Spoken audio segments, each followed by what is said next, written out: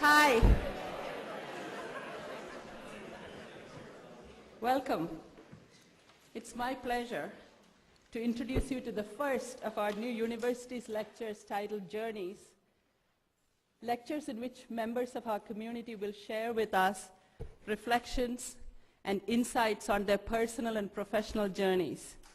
Today's Journeys lecture, as you all know, is by Professor Randy Pausch. The next one is on Monday, September 24th, by Professor Roberta Klatsky. To introduce Professor Randy Pausch, our first Journey speaker, I would like to introduce Randy's friend and colleague, Steve Siebold.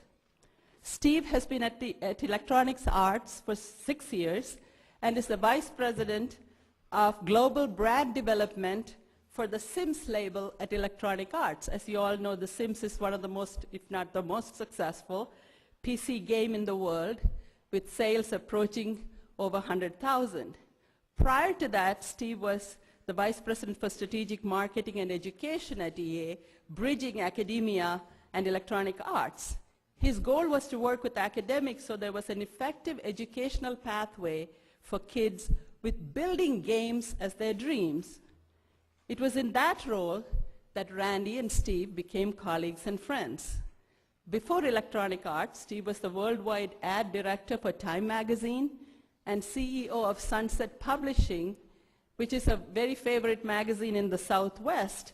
And as CEO there, one of the things he started was school tours because, like Randy, he shares a passion for inspiring kids of all ages to share their excitement for science and technology. So to introduce Randy, his friend Steve Siebold. Steve.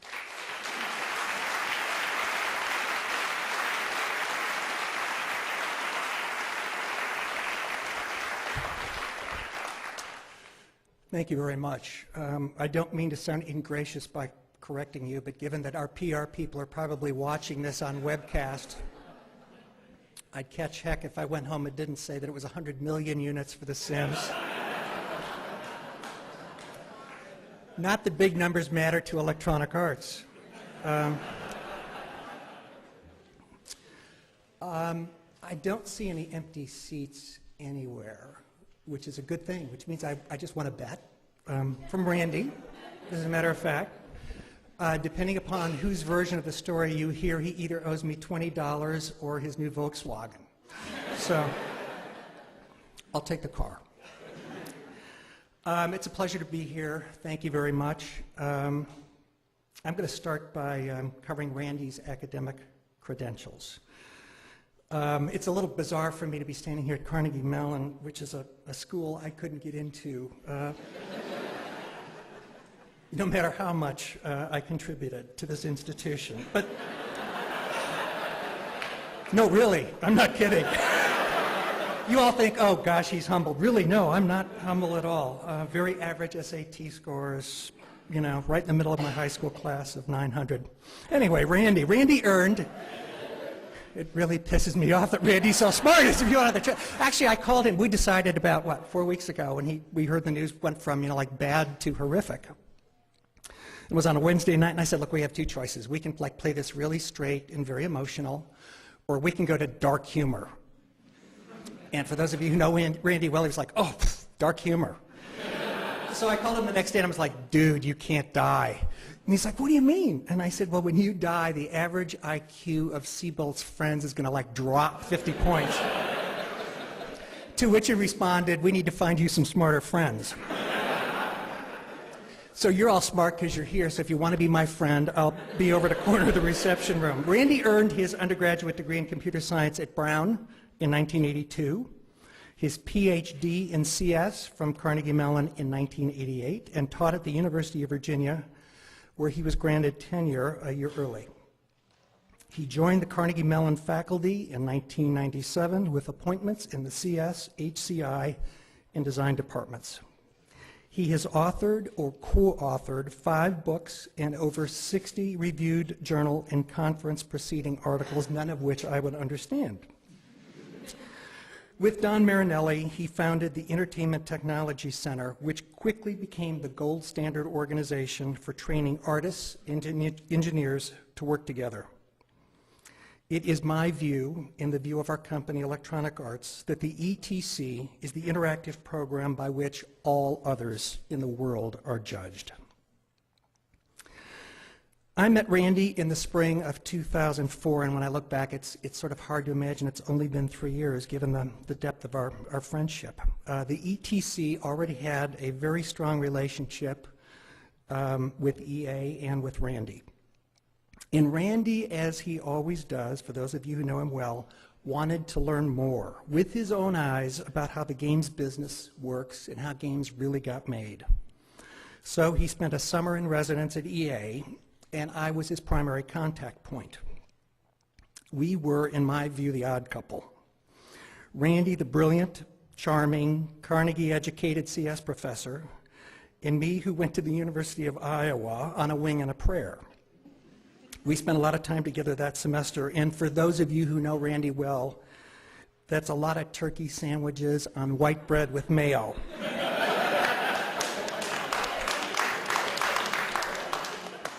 My kids tease me about being white. There's nobody more white than Randy. We spent an enormous amount of time together. We taught each other about each other's very interesting, strange cultures to the other, academic versus the corporate world. And we developed a deep friendship woven together with stories about our kids, our wives, our parents, as well as deep discussions about the paramount importance of integrity in everything you do, family first, religion, our shared joy in connecting people and ideas, and deploying money and influence to do good, and the importance of having a lot of laughs along the way. Randy's dedication to making the world a better place is self-evident to anyone who has crossed paths with him. Whether it's directly influencing students, creating organizations like the ETC, building tools like Alice, or doing what he probably does best, which is bridging cultures. As Bing Gordon, EA's chief creative officer, says of Randy, even more important than Randy's academic, philanthropic, and entrepreneurial accomplishments has been his humanity and the enthusiasm he brings to students and coworkers on a daily basis. For those of you who know Randy, Randy brings a particular zest for life and humor, even while facing death. To Randy, this is simply another adventure. It is my great honor to introduce Dylan, Logan, and Chloe's dad, Jay's husband, and my very dear friend, Dr. Randy Pausch.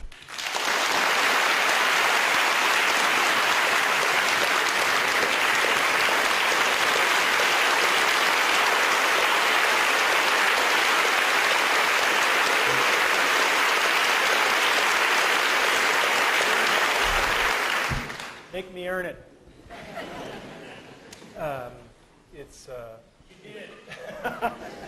It's wonderful to be here.